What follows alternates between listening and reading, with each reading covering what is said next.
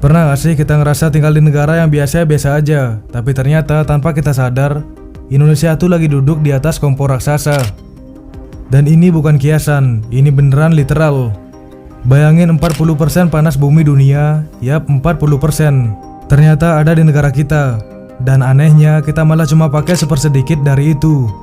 Nah gimana bisa?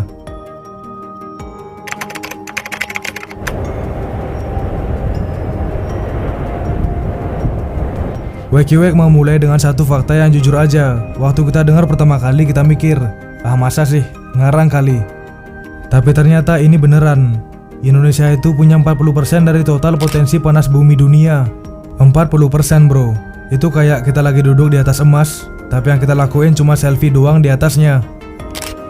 Dan lucunya lagi, dari semua potensi itu kita baru pakai 10%. Sisanya ya udah diam aja dalam perut bumi. Gak digali, gak diapa-apain kayak para insinyur dari Indonesia yang lebih diakui di negara lain. Tapi pertanyaan sekarang, kenapa ini penting? Kenapa tiba-tiba kita harus bahas panas bumi?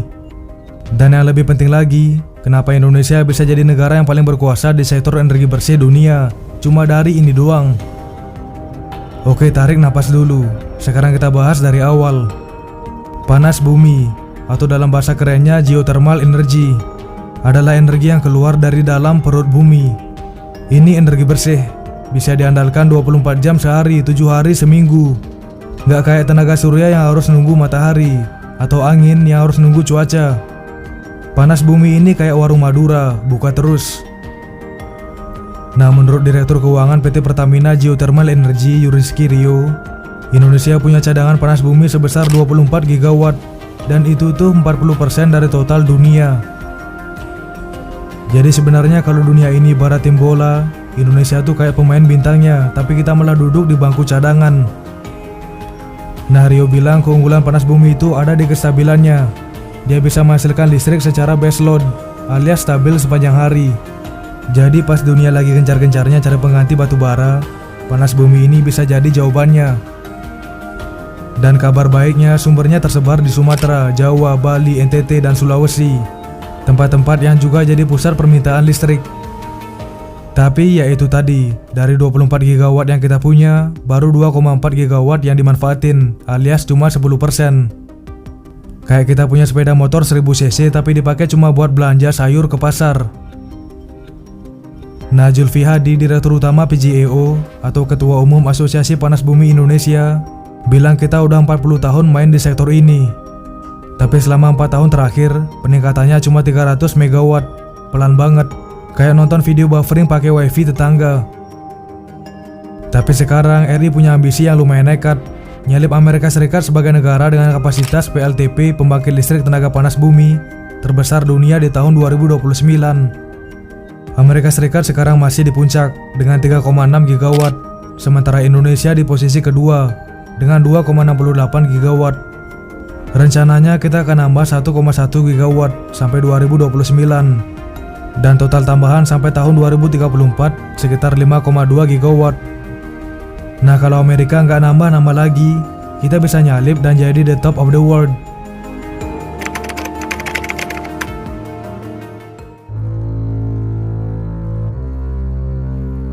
Dan ngomong-ngomong soal ambisi, Direktur Utama Pertamina Geothermal Energy, Zulfi Hadi sempat bilang sesuatu yang cukup bikin mikir.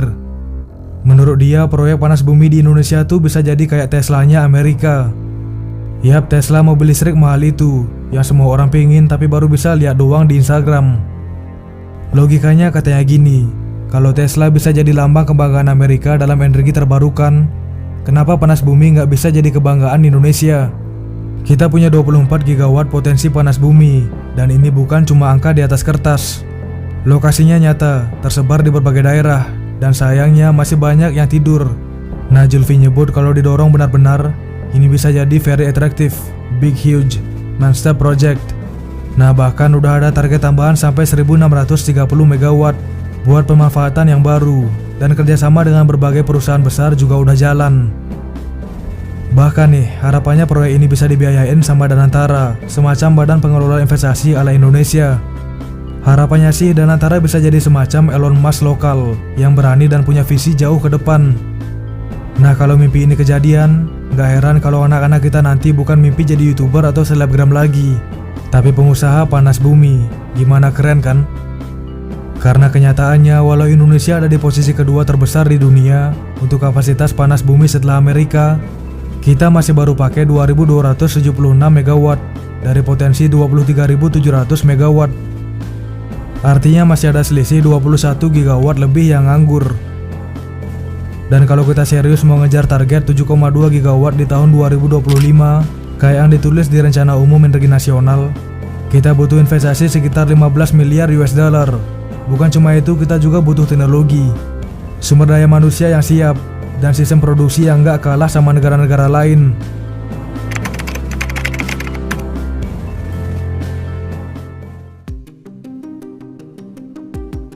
Ini tuh kayak pertandingan lari, dan sekarang Indonesia lagi ngeluarin sprint terakhirnya. Tapi panas bumi itu nggak cuma soal pembangkit listrik. Energi ini juga bisa dipakai buat pemanas ruangan, pendingin, sampai sistem rumah kaca buat pertanian. Di luar negeri kayak Islandia, mereka udah pakai geothermal buat mandi air panas dari bumi langsung. Nggak pakai pemanas listrik, nggak pakai gas, ramah lingkungan, irit, dan nggak ribet. Nah teknologinya juga udah maju. Mulai dari pembangkit uap kering, pakai uap langsung, pembangkit uap kilat, pakai air panas yang berubah jadi uap, sampai pembangkit siklus Biner, pakai cairan lain, yang titik didihnya lebih rendah. Jadi nggak ada alasan kita nggak bisa pakai ini secara masif. Nah yang lebih keren lagi, kita nggak berdiri sendiri. Bank Pembangunan Asia udah kasih pinjaman sebesar 92,6 juta US dollar buat pengembangan PLTP di Muara Laboh, Sumatera Barat. Ini artinya dunia juga ngelihat potensi ini. Dan satu lagi, Kementerian SDM juga punya rencana bikin Flores jadi geothermal island, karena di sana panas buminya luar biasa dan bisa jadi pengganti diesel. Nah soalnya cuma buat Flores aja subsidi BBM bisa tembus 1 triliun per tahun. Gila nggak tuh? Tapi ya tentu aja, semua ini nggak lepas dari tantangan. Mulai dari resiko teknis, komersial, sampai regulasi yang ribet kayak ngurus SIM tapi harus lewat 7 gerbang neraka dulu. Makanya Feby Tumiwa dari Institute for Essential Service Reform bilang, kalau kita serius, kita bisa kerjasama dengan perusahaan-perusahaan Amerika pakai teknologi baru kayak binary cycle atau EGS, Enhanced Geothermal System, biar makin efisien. Nah kemudian Fatih Birol dari International Energy Agency bahkan bilang, kalau panas bumi bisa jadi penopang utama permintaan listrik global sampai 2050. Nah bonusnya energi ini bisa nyatu dengan teknologi lain kayak tenaga surya dan angin.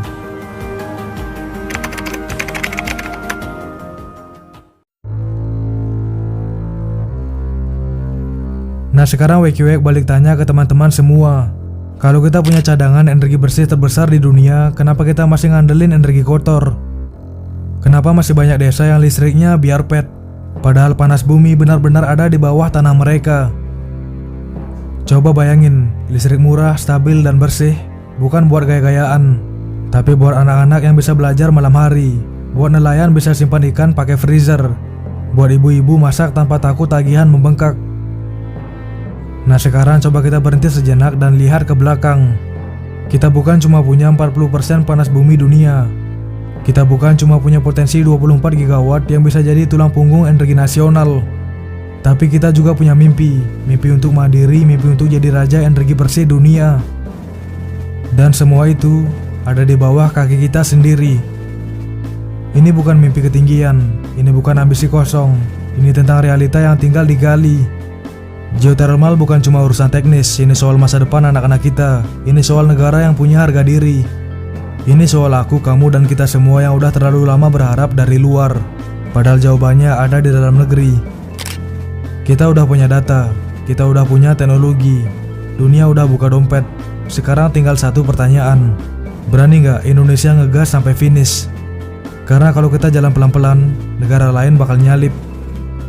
Tapi kalau kita tancap gas sekarang, kita bukan cuma jadi raja panas bumi, kita bisa jadi pionir dunia dalam energi bersih. Nah kalau menurut kalian Indonesia harus serius di panas bumi, tulis di komentar. Dan jangan lupa klik like biar video ini makin naik. Dan subscribe, biar kita terus bahas hal-hal besar yang sering banget kita abaikan. Karena kadang yang kita cari-cari dari luar negeri, ternyata udah ada di tanah kita sendiri. kita cuma belum buka matanya. Sampai ketemu di video selanjutnya. Terima kasih.